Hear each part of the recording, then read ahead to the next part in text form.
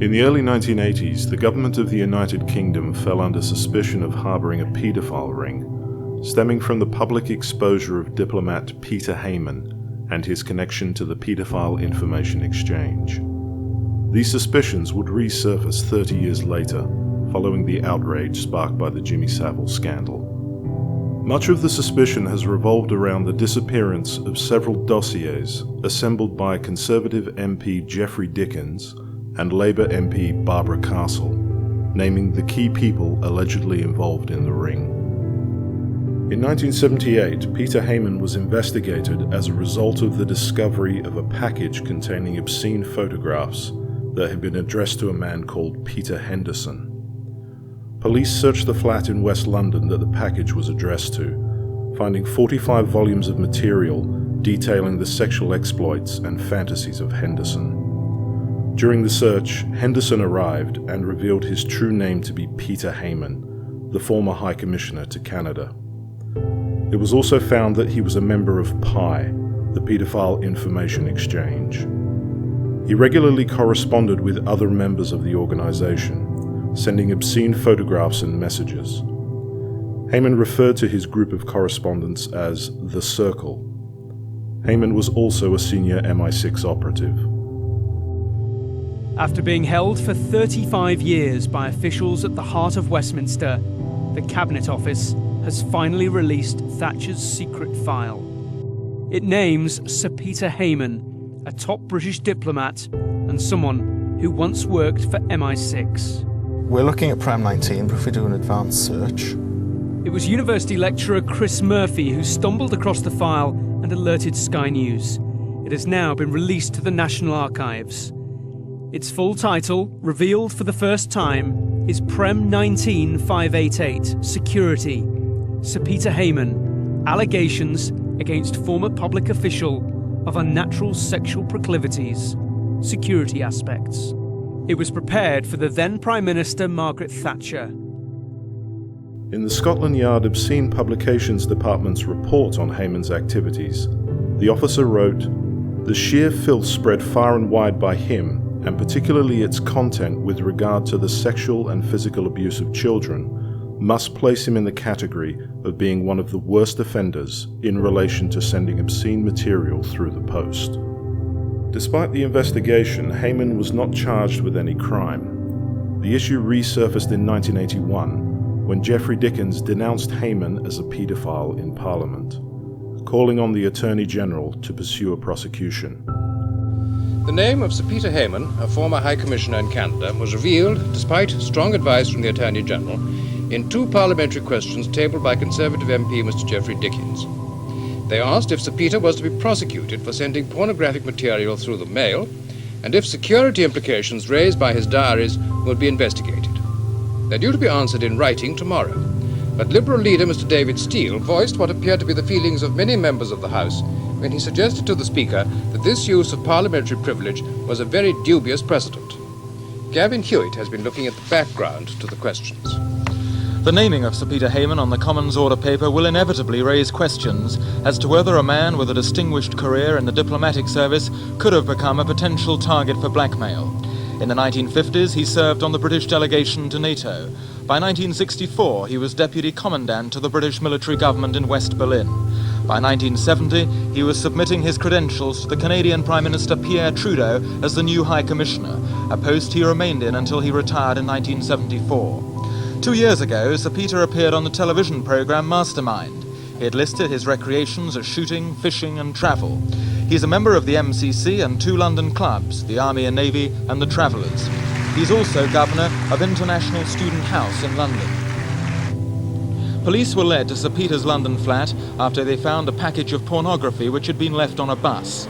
From material discovered at the flat, the police prepared a case which was forwarded to the Director of Public Prosecutions, Sir Thomas Hetherington. He decided against prosecution because there was no question of financial gain or sending material to people who didn't want it. Tory MP Geoffrey Dickens said that one of the reasons he had named Sir Peter in Parliament was to remove the possibility of future blackmail. The wisdom of such action hasn't been shared by all MPs.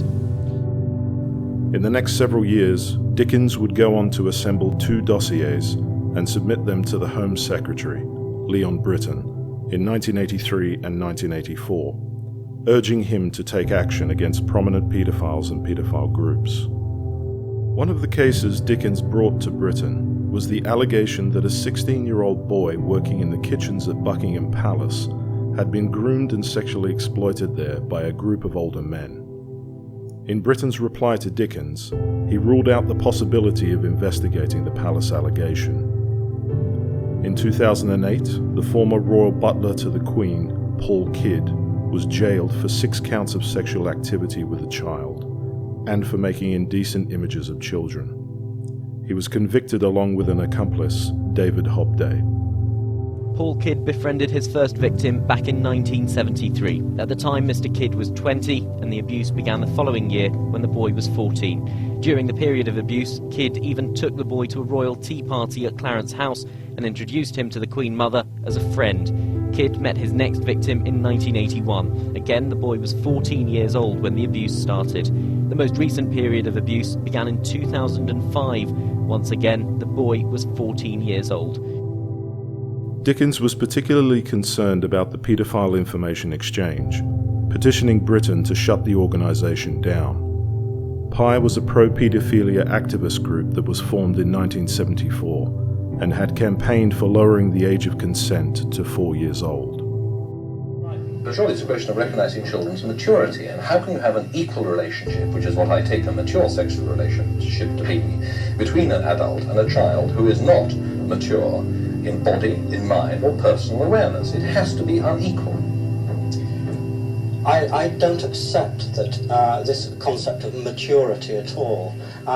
Adults, for instance, that aren't necessarily mature, it's a long process. Well, I take it for granted that no adult is probably ever mature, but nevertheless my state of maturity, or your state of maturity, is clearly different from that of a child of 12. How can there be an equal relationship which allows of sex, which is usually a shocking experience for everybody at some time or another? How can you allow of an equal relationship between two people so unequally positioned at the starting off point? I don't accept that sex is a spontaneously shocking experience. Well, I'm saying at some stage or other there is an element of shocking sex. Not if children are properly educated about sex, and it's an obligation on society to see that children are given a far more comprehensive sexual education from a far earlier age. But in that case they find it out, they discover this with people of their own age and in their own time, and it is the question of inequality which I come back to, which I think you have an answer.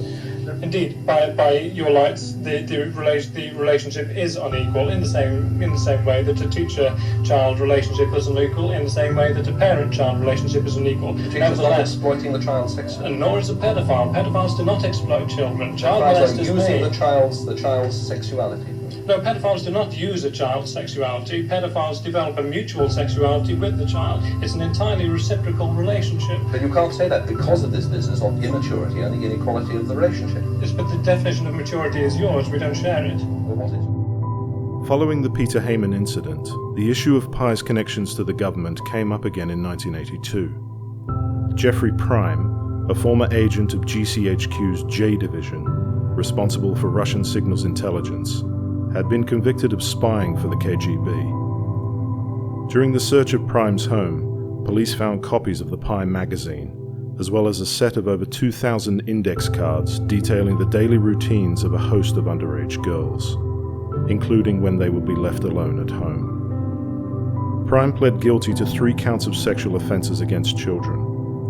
Shortly after Prime's conviction, Geoffrey Dickens asked the then Prime Minister Margaret Thatcher whether Prime's membership of Pi had been brought to the attention of the security services. Thatcher denied any link between Pi and Prime, claiming the reports of Pi material being found in Prime's garage were false.